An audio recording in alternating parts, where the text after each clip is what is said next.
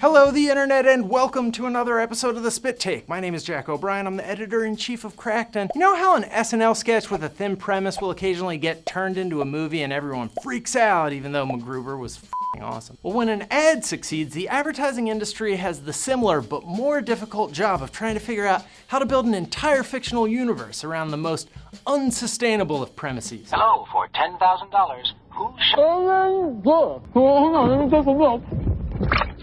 I'm sorry, maybe next time. Got milk.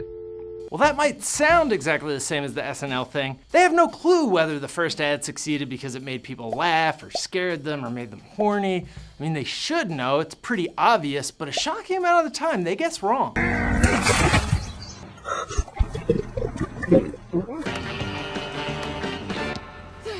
And create this terrifying David Cronenbergian nightmare universe. And that's the second reason their job is more difficult. They're not very talented.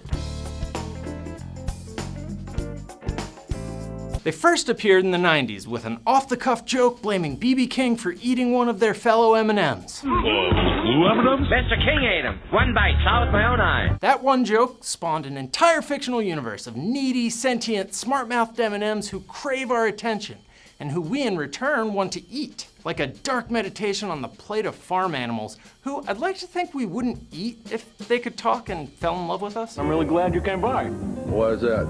Because I'm all out. Which one of you is Peanut? And while the M&M universe never addresses the possibility of cannibalism, Lay's, But you're a potato. or evokes the Holocaust, Pop-Tarts, Whoa! Is this thing working?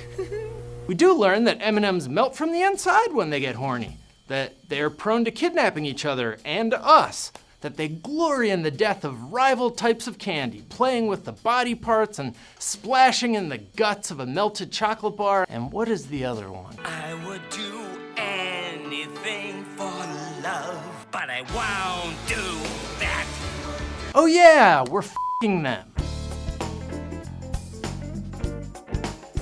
There's always been something slightly off-putting about Tony the Tiger. With other serial mascots, there's a clean binary. You're either clothed or naked. You're either imaginary and magical, or a sobering depiction of the neighborhood junkie and the cool guy who sells him drugs. But Tony's never seemed quite sure where he fits in. I always thought he just magically showed up at some hockey match or casual sports encounter like a sugar-induced Tyler Durden.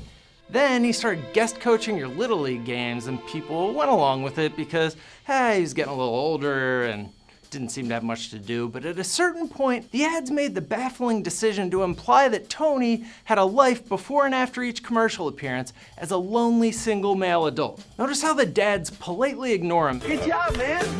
Okay. He's like that kid in elementary school who was always screaming, "Hey guys, wait for me!" If that kid was a 50-something single tiger who seems to be lifting a lot of weights in his downtime.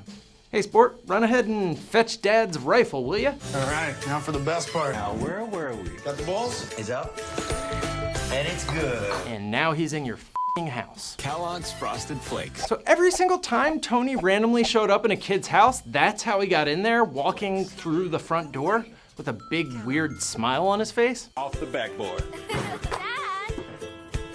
Oh, hey, I must have walked up and started playing the saddest game of hangman ever in your driveway without seeing you there playing basketball. That's not even how you play hangman. What's that phrase, tiger, tiger? Yeah, sure it is. Go make some friends your own age, Tony.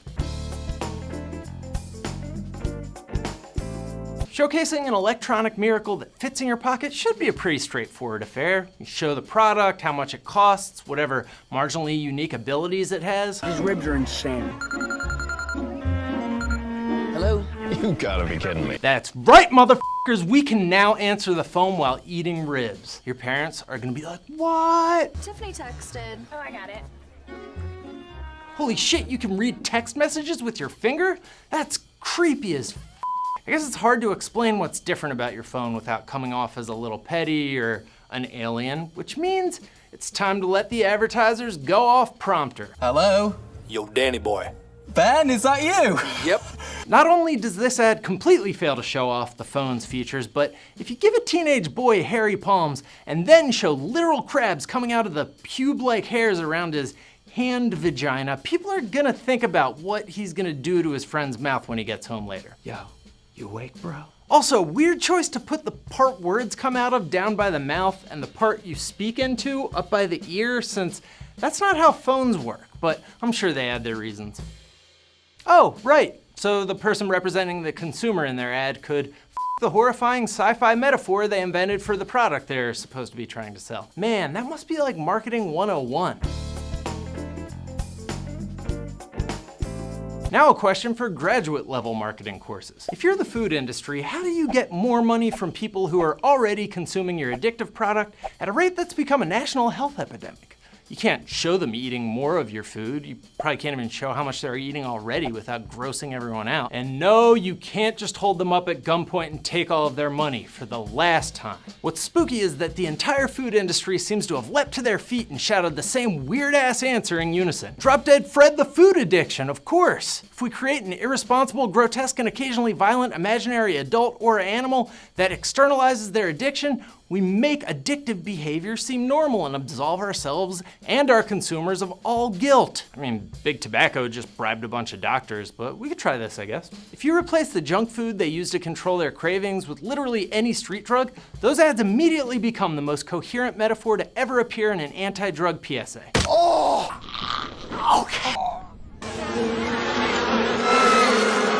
These Ballpark Frank ads seem to be trying to scare kids straight about the horrifying thing their product will make them do. I tell you, Frankfurt is so good, your girlfriend won't feel safe around you no more.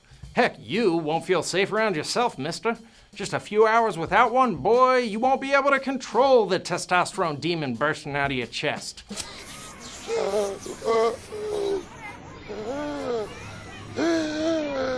That's it? No final shot with the old guy shaking his fist as his air is restored? Just eerie stillness of unbreathing death? And a lifetime of guilt for the kid. Oh wait, did that old guy knock a drink out of someone's hand at the beginning? Ah, never mind. I didn't realize he deserved to be murdered. Roll sound. Roll cameras. And action. Hey guys, thanks for watching the video you presumably watched, unless you just skipped to the end to watch the end plates like I do, because I really just super love the end plates. So if you're like me and you just watched the end plates, welcome to yet another amazing cracked YouTube. Please subscribe to our channel, End Plate. All right, it seems like we're coming to the end of the end plate, but I hope you enjoyed this episode of Cracked End Plates.